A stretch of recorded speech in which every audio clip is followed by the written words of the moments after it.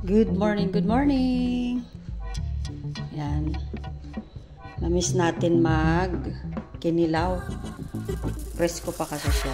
Kaya magkikinilaw tayo ngayon. Yan. Malaki-laki rin yung ulo, diba? Woohoo!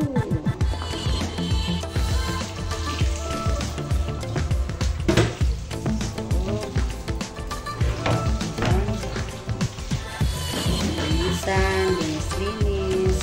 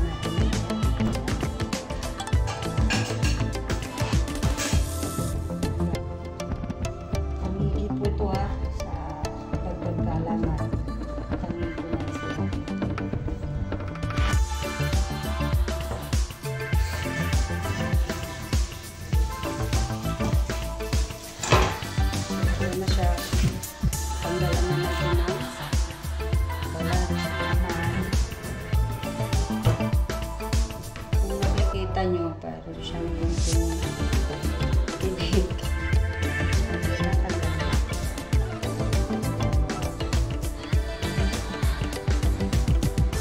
Naman tayo pro. Just trying my best.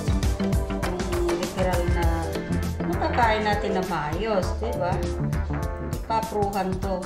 Kailangan manatili or panatilihin natin yung presko ng isda. So, gagayatin ko na siya. Pagiging na lang para sa ating kailaw. Dyan. Okay? Para hindi po siya sira kasi kilaw to. Hindi siya makontaminate. Hindi sira na siya natin.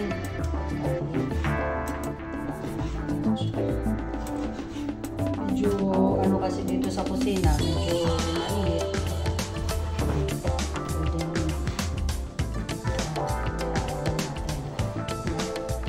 Just cut into like a cubes size.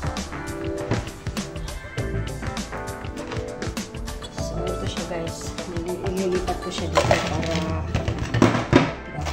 ano ng ice yung isda. Alright?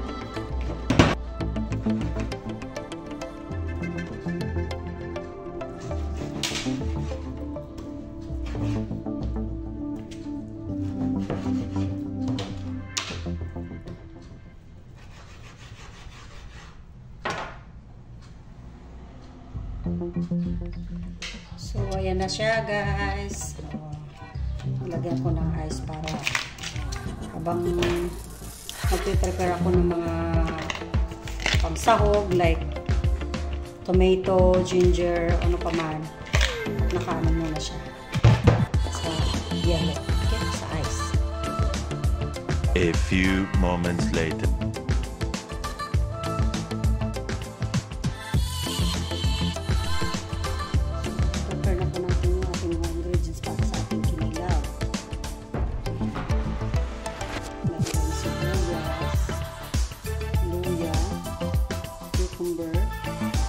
Spring onion,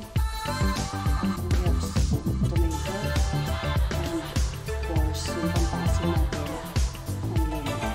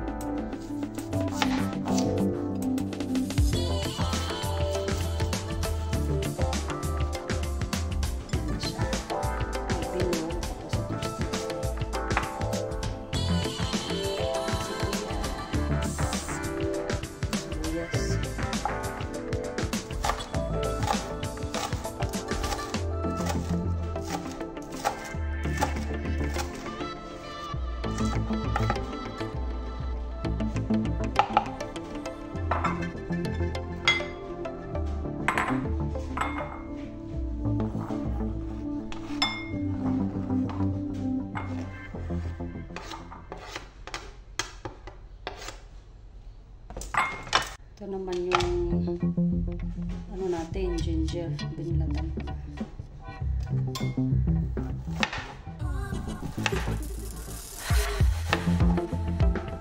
So, ito na yung ating dinayat na ginger.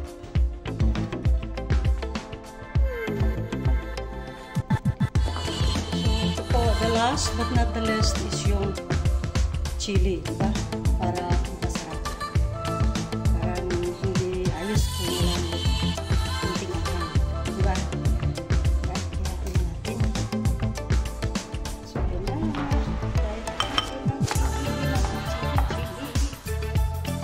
Okay.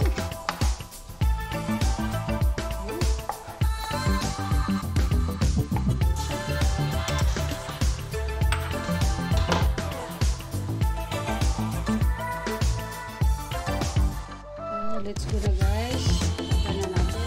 Ano ko na yung mga ingredients para sa binigyan natin. Una, ito, isda. Binigaan ko siya ng suka. Right? So, syempre, lalagay na natin siya. Tapos, lalagay natin yung ating asin muna. Maraw. Habang naghahalo tayo, didissolve na rin yung sauce.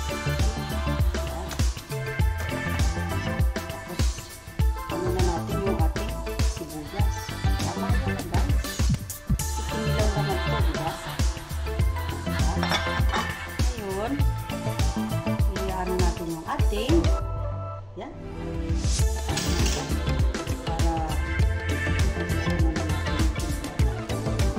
so yan, pipinan. Wala ako ng manilang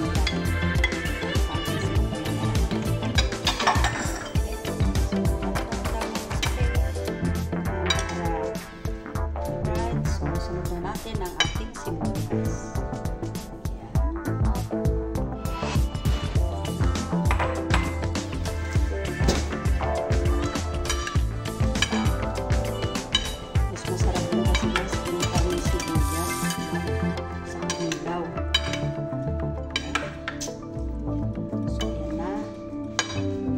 Ating kamatis. Yung strips nila. Manaran ba?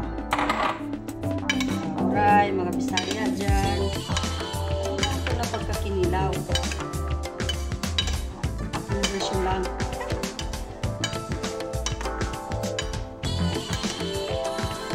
Kung sa amin lang po, isaw-saw lang sa suka.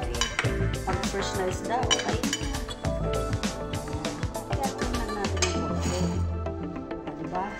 Sunod na natin yung sili para ano talaga siya. Lukot na yung lasa niya na. Okay? Ayan na. Halo-halo again. And then, dagdagan natin ng konting asin. Kasi parang konti lang yun eh. Whoops! Tama na. Yan. Yung ating lemon. Yan. Squeeze lang. Wala naman siyang seed. If ever mayroon man, ang kakain na yan ay hindi siya nalang mag-adjust. Ano? Parang may nakita kong tatlong buto ng hindi ko pa nadang buto ng diba? Ano lang yun eh. Wala na. Nakita ko siya eh. Susunod lang. Dahan-dahan lang para naman eh hindi madurog yung ano man ang ingredients natin. Diba? Yan. ko sa'yo. Ano ang tinatawag na kinilaw? Pag daw, hindi ano sa ako? Hindi niluto sa ako. Especially sa maliit. Isda, ganyan. So, kinilaw. Kung sa Japan naman, para klase tayo, pag yung walang kanin ay tinatawag na sashimi. Kung may kanin, tinatawag na sushi. Right? So, ito, mga kabayan, this is kinilaw. Diba? Sarap na. Diba? Yan. Parang hindi pa ako ng sa asin niya. Hindi pa bang dagdagan? Tama na siguro, no? Kasi pangit din kung maasin. So, yan. Let's go sa toppings na tayo. Yan. Yung spring onion natin, kaya ko siya binili. Kasi ganun. Check it.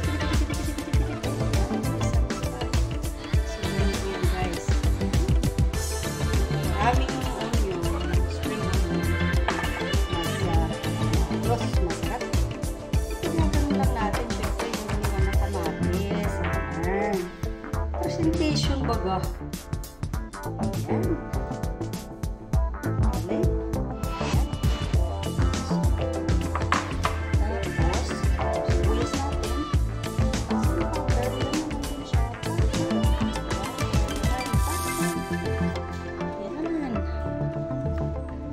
Ay, nako.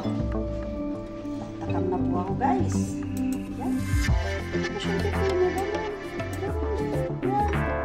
Yes.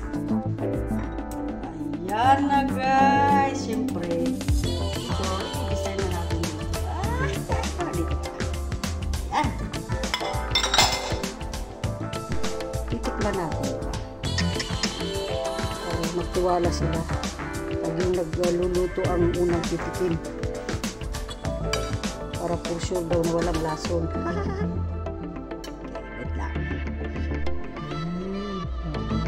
Ito. Asan ka lang camera? Oh! Kaya.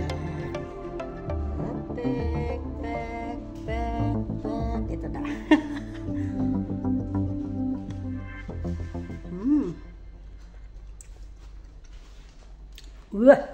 Nakagat ko pa yata ang sili.